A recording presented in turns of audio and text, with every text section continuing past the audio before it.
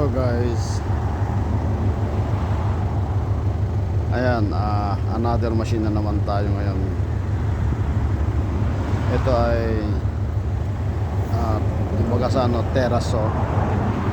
Pero malaking teraso na nakasakay ka. Kasi ginamitan na ng teraso to dahil yung malaking mall floor hindi na uubra kasi dito, masyadong malapit sa tubig, so bumababa yung lupa.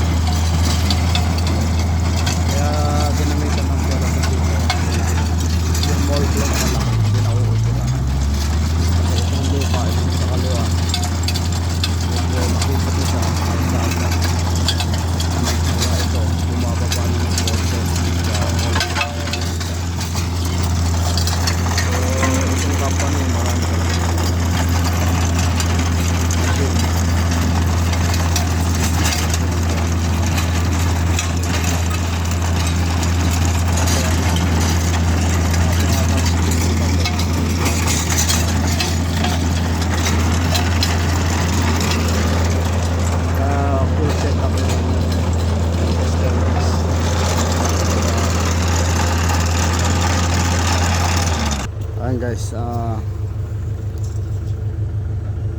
nasa 700 na siya.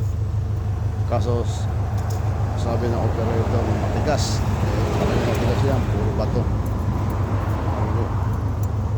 Babawa na ng konti, 600 magbawas kasi malapit sa kalsada kaya matigas talaga yan, puro bato yan.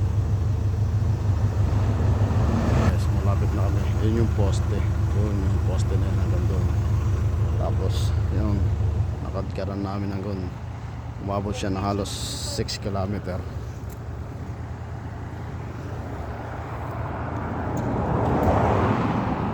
Mixed daw, may holing, may trench, may mold floor, may under the driveway. Lahat ng machine ginamit dito. Tapos syempre ano yan, ilan din yung duktong, mga anim na duktong kasi hindi talaga mabubuo dahil may mga driveway, mga papasok sa bahay, hindi pwede sirain yung driveway. Ayan guys, so